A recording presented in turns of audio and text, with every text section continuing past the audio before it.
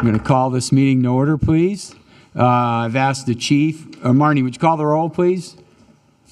Councilmember Mark Gregg. I'm here. Councilmember Elizabeth. Or there. Councilmember Elizabeth Jolin. Yes. Councilmember Henry Rosenthal. Yes. Vice Mayor Sharon Mahoney. Here. And Mayor Buddy Pinder. Here. We have a quorum. All right, I've asked the chief to lead us in the pledge.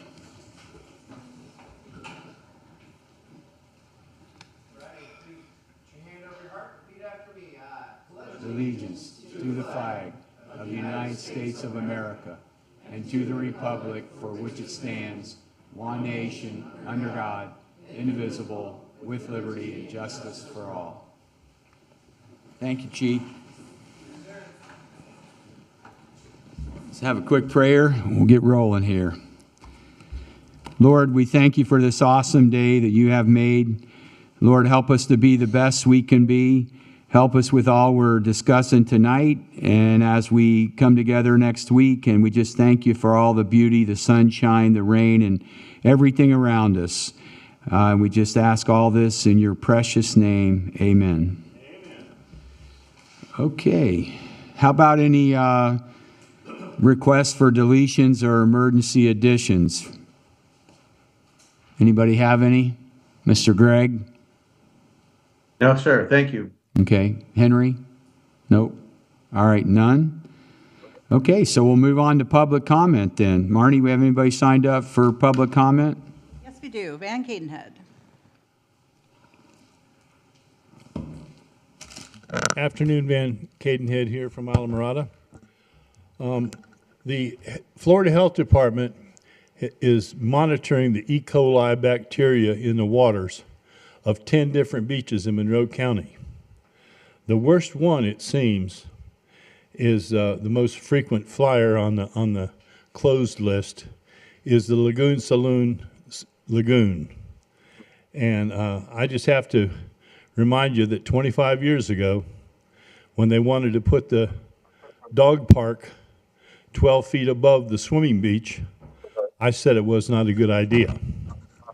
So for a little turn down memory lane, you've gotta do due diligence at Puppy Poopy Park.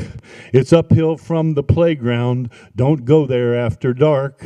You could step on a floater on its way down to the sea.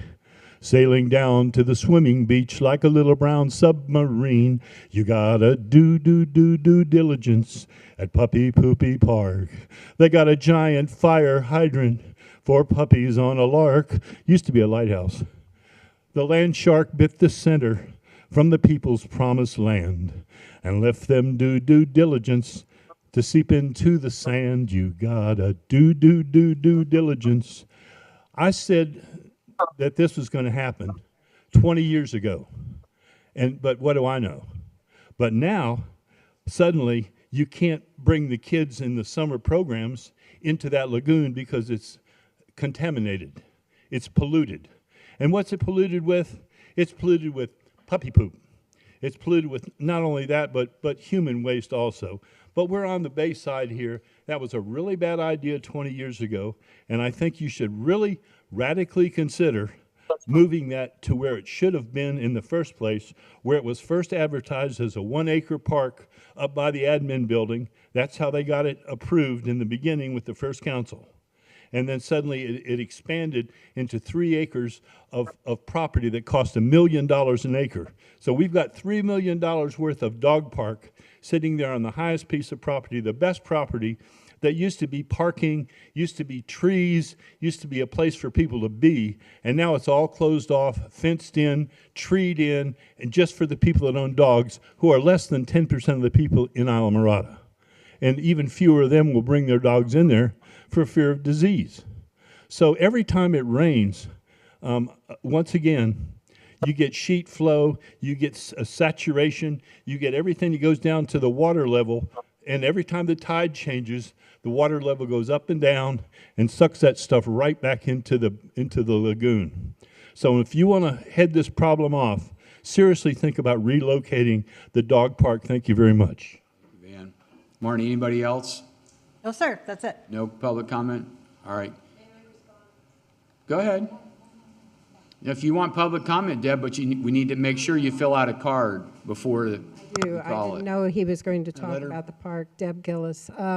I believe if you dig back in your records a year or two ago, we did a study. Islamorada did a study. I don't even think I was on council at the time on what was causing it, and they determined that it was not the dog park that was causing the problem. I don't think they determined what it was, but they could determine it wasn't the dog park. That's all I wanted to say. But that's in your records. All right, thank you, Deb. Okay. All right, Marnie, with that, anybody else? Nobody else? Okay. No, sir, that's it. Okay, public comment is now closed. Okay. No, there's no mayor council communication scheduled. Village attorney, village manager, you guys have anything? It says none here. No, sir, thank you. Okay, all right. All righty, so we're on to tab 1. Yep, tab 1 is a preliminary rate resolution of Islamorada Village of Islands, Florida, relating to the collection and disposal of solid waste within the village for fiscal year 2024 to 2025, establishing the estimated assessment rate for solid waste service against assessed property located within Islamorada Village of Islands for the fiscal year beginning October 1, 2024 through September 30th, 2025, directing the preparation of an assessment roll, providing for public hearing and notice thereof, and providing for an effective date. Lisa?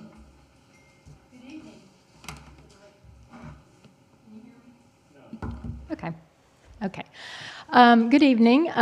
We are here tonight to discuss the solid waste assessment, which is an annual assessment that goes on the tax bill in November. And what we're here to do tonight is to discuss just a preliminary rate. We will have the final at the August 7th meeting, which is just a week away. But we want to go ahead and talk to you a little bit about, what's going on behind the scenes. We do have AJ's here from Public Works to answer any questions you might have. And also, we have our island disposal representatives, Jim Wheatley and Brian Lindback are here to answer any questions you may have. I'll begin with the background on the assessment. On the solid waste collection. We did have last year, from October to December, we had a different company, as you recall. It was Waste Management. So we had them from October to December, and then it was voted on to change to Island Disposal as of January 1st. So we've had Island Disposal from January through now, and they're doing a great job, I think, in our community.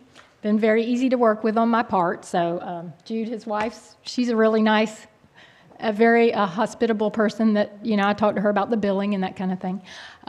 So anyway, that's been the transition where we are. So what we've done, we've spoken with our, with Island Disposal about the rate increase for next year, and it's proposed for January 1st of 2025.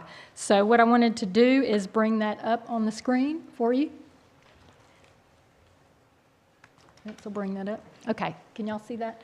So what we've got here is the rates that we had for last year, and that's under that's for the current rate. It's under the first column number 3 under current. So those are the total rates that we paid, $41.01 for residential service this year.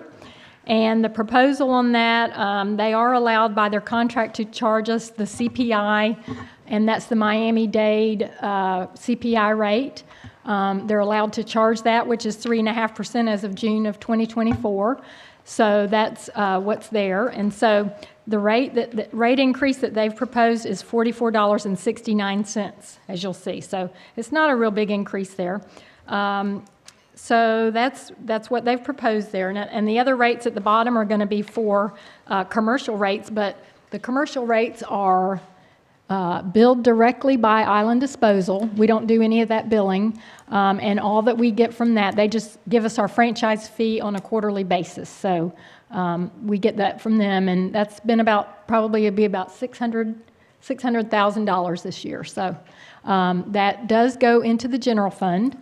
So it's not part of the solid waste, but we do get that in addition to, and as I understand it last year, I don't think it was billed that way. I think we had to there was some other kind of agreement worked out. But we just get the franchise fee. They do all the billing, so that's a big help. Okay, so now those are the rates there. So what we'll show is, let me just read this to you on the council communication. So the proposed, we also have Answer, that used to be GSG, Government Services Group. I don't know if y'all are familiar, you're probably familiar with them. They do the rate calculations for us as far as what they think the number of, they do it for the water, the wastewater, and the solid waste. And what they've come up with this year was a proposed rate of $490 per residential dwelling unit. It was the same rate that was adopted in the final assessment resolution last year. And that does establish August 7th as the date for the final hearing. And then you'll be asked to approve and adopt the final annual rate resolution, articulate the rate of the assessments, and approve the assessment roll, and direct and authorize the method of collection. So the budget impact for that will be, it'll be $490 times the number of, well, pull up the next slide if you would, Vince.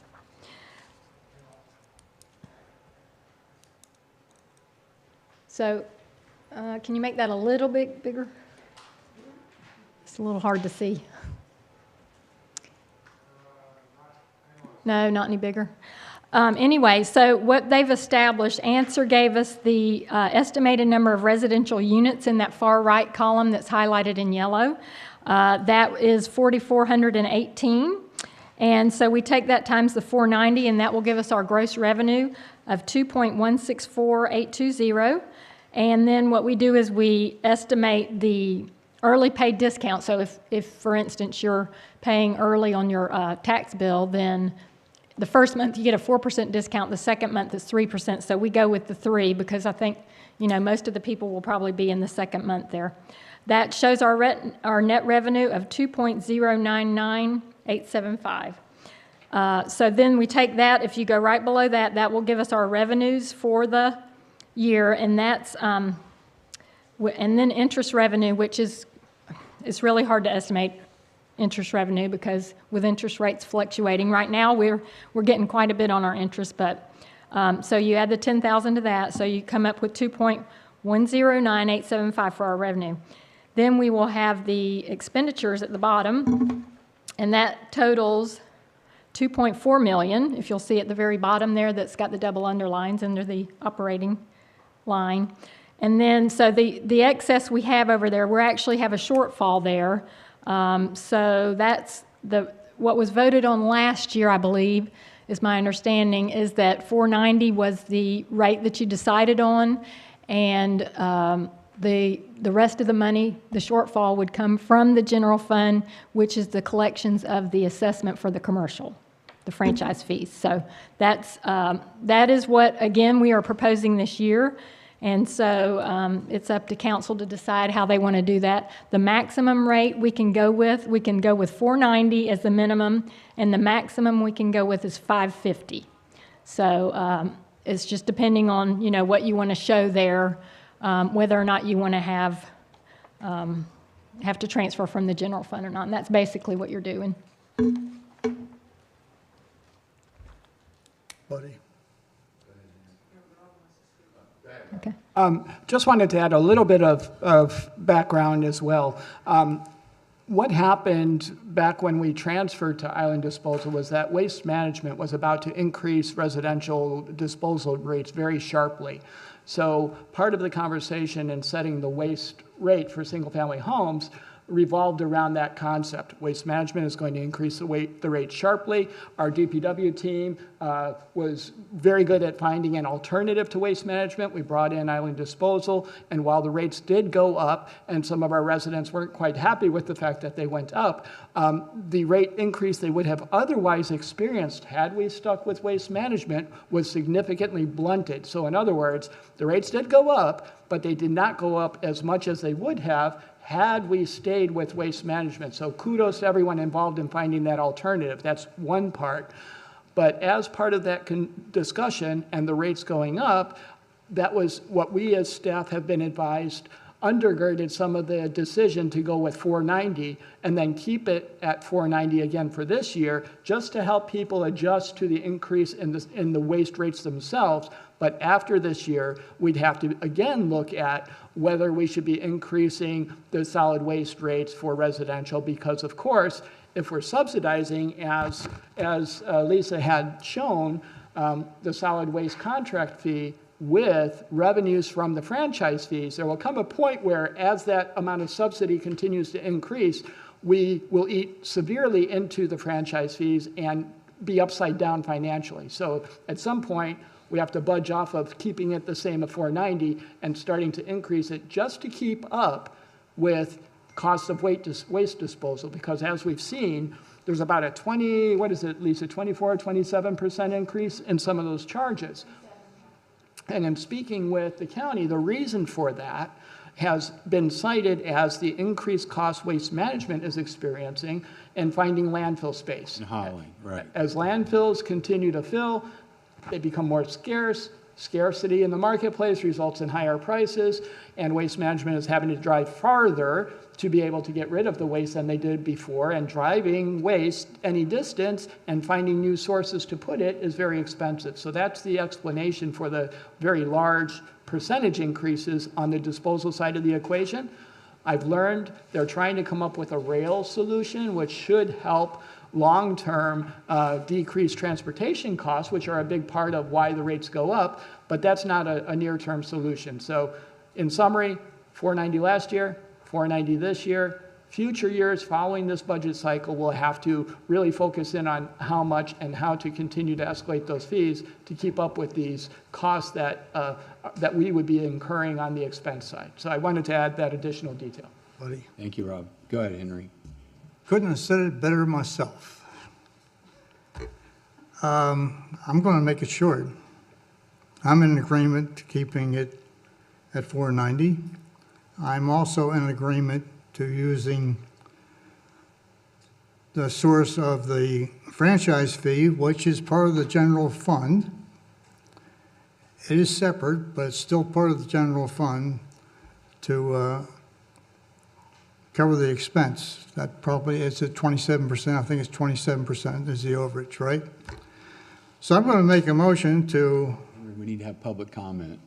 oh, I thought we had it. Oh, that was for the This other. is I'm for the sorry. tab. Okay, I agree with you, but let's have public comment. Okay, thank you. Okay. I will. Arnie, we have anybody who wants to speak, public comment? Yes, Van Cadenhead and then Deb Gillis. Okay, Thank you. okay. Deb?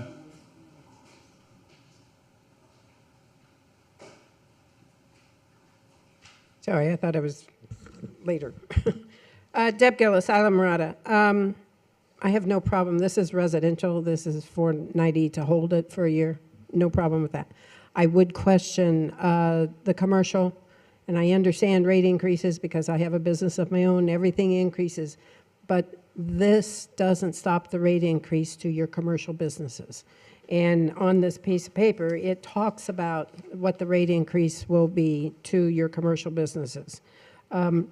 I just wanted to point that out because what you're voting on tonight has nothing to do with the rate increase that the commercial businesses will see. Thank you. All right, thank you, Deb. Marnie, anybody else?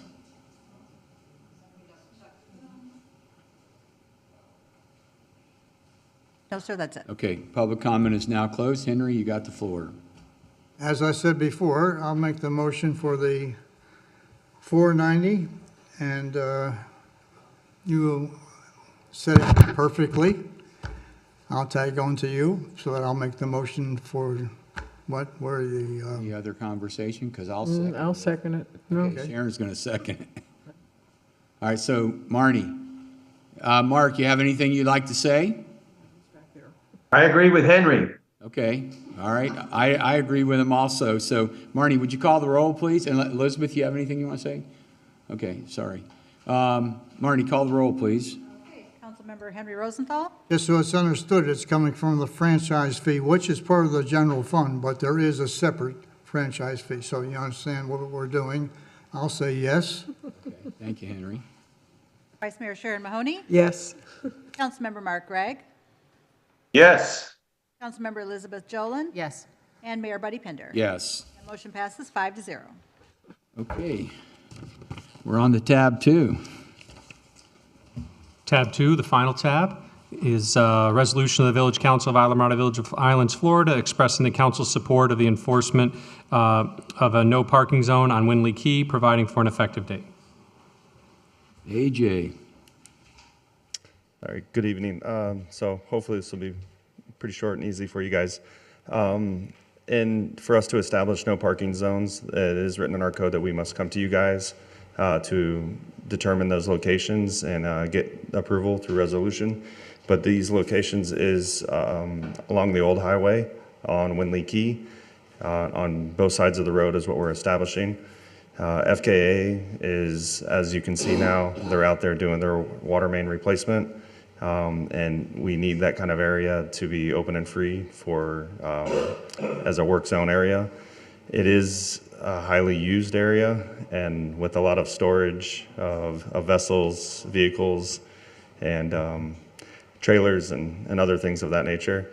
But we are looking to add this area as a no parking zone and establish the proper signage and everything required with the help of Monroe County Sheriff's Office to help enforce it. Anybody have any questions for AJ? I have a question, please. Go ahead, Mark. Thank you, Mr. Mayor.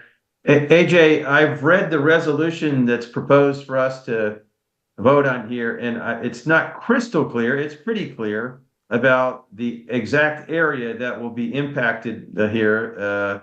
Could you give us maybe a little bit more detail as far as some landmarks? In other words, does it start, say, for example, at Hog Heaven and go all the way down to almost to Paul Bates Motel down there? I can't remember there's a little break in there before we get to the affordable housing project, but could you just kind of tell us where we can visualize the extent of the area impacted, please?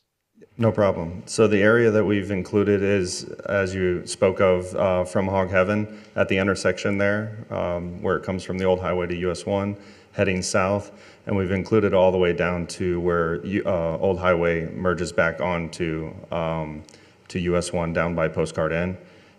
There's already some established no parking zones there, but we didn't want to leave any gaps in there, and everybody just moved from one location to the next and just kind of move those issues on. So to establish that whole area,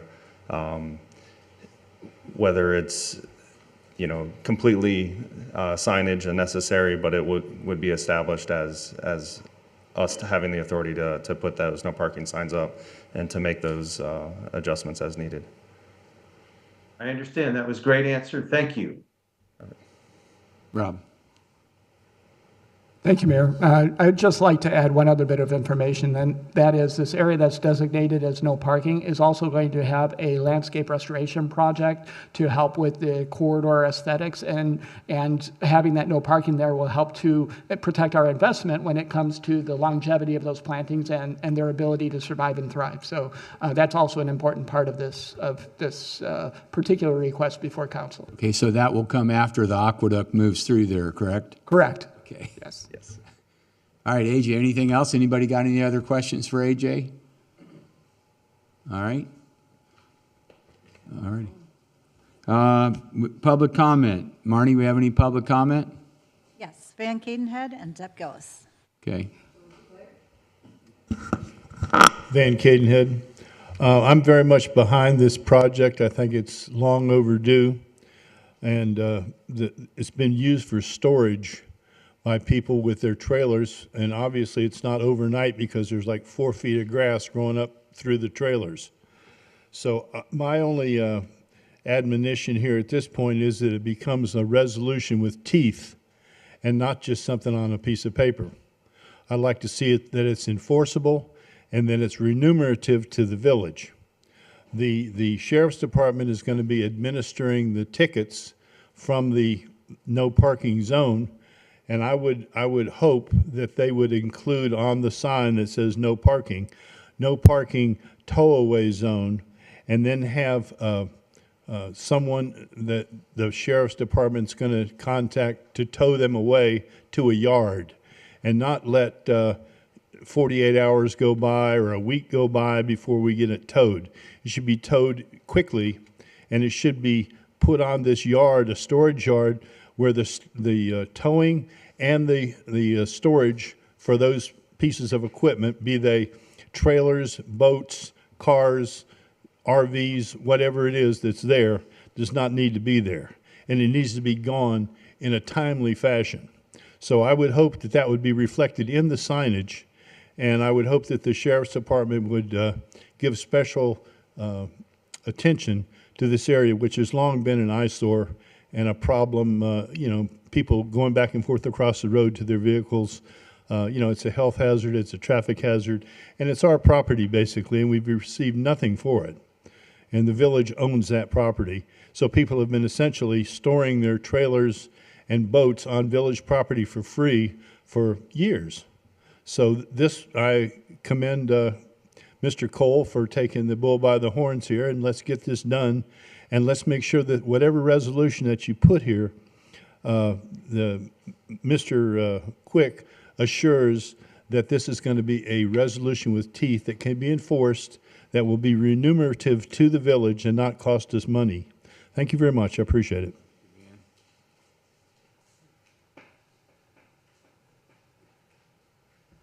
Deb Gillis, Islamorada. So it has this area. It has been used for years for parking, and it was always said that they could use it for parking. Now that we want to change the rules, I don't have a problem with that, but I might suggest that we figure out a lot up that way that we transform into a parking lot that's not for free, but a place that they could store some of that stuff. I don't know whether there's anything available up that way or what, but it's just a thought, because those people have for years, it's boats and trailers because it doesn't fit inside their property. We all know that there's parking issues in Islamorada all over the place. We've always had, and we probably always will have parking issues. I think there's restrictions on it, but the lot across from Postcard Inn that the DOT actually has, I don't know, it might be a possibility of using as a paid parking lot. I'm not suggesting free, but a paid parking lot. But I think there's other restrictions on that. I just don't remember for sure. Thank you. Thank you, Deb. All right, anybody else, Marnie? Nope, sir, that's it. Public comment is now closed. AJ, we have a lease, or we had a lease, or do we have a lease on that property that Deb just described? What FDOT, where Michael's is right now. So that property is FDOT right away, and we do currently lease it at I think is zero expense, or maybe it's $1. But part of that is, we cannot collect any money or make any money on any of the use of that property. All right, thank you. Anybody got any questions? I have a question, please. Go ahead, Mayor. This is really directed to the manager and the village attorney. I'm just reading the proposed resolution, and section 2 describes the area where the parking will be effective. And the lawyer in me feels a little uncomfortable with the word approximately. It says approximately mile marker 85.4 to mile marker 84.3.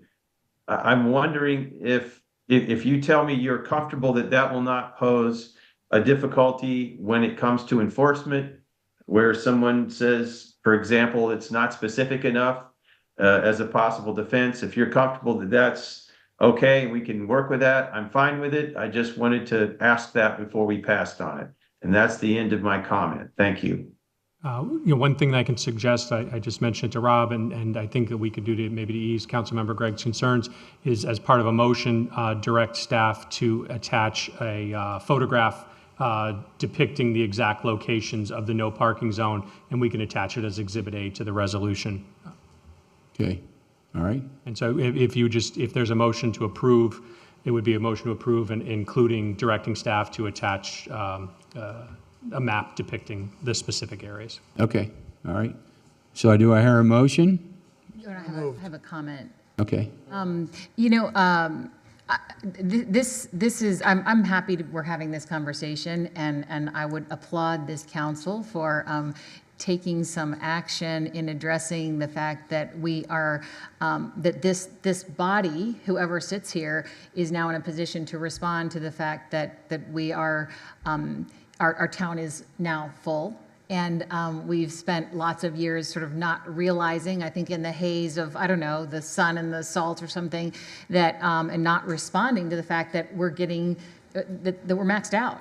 And so while, yes, people have always parked in this area, it's been 1 or 2 trailers and, 10 years ago and 15 years ago, but now it's different. And so just like we're addressing the swim zone issue, I mean, this is what this group does. So I would say, great, let's move forward on this. And I think other and more difficult decisions will be in front of this group, or should be in front of this group. I hope we initiate those conversations, because they're not, it doesn't make everybody happy, but who else is going to do this? It's this group, whoever sits here. So, yeah, I would move to approve unless someone's already done that. Did you make a motion to approve? I would move to approve this. I'll second it. And with With the attachment. of the photos, for the area that we're talking from and to. Yeah, a map depiction showing the areas of the no parking zone to So be to start attached as with Exhibit A. Heaven and end up at Abel's tackle box. Yep. Correct? Is that right, AJ? Correct. Okay, all right, there we go. All right, Marnie, we have a motion and a second. Would you call the roll, please? I was trying to type the motion. Could we refresh me on who made the motion? Oh, I did, yeah. Okay. Henry, Vice Mayor Rosenthal, Councilman Rosenthal made second. Okay, so Councilmember Elizabeth Jolin. Yes. Councilmember Henry Rosenthal. Let me think about it. I'm just kidding. Yes. Councilmember Mark Gregg. Yes. Vice Mayor Sharon Mahoney. Yes. And Mayor Buddy Bender. Yes. Motion passes 5-0. Okay. Okay, do I hear a motion for adjournment? So moved. All right, we are adjourned. Thank you. Wait a minute.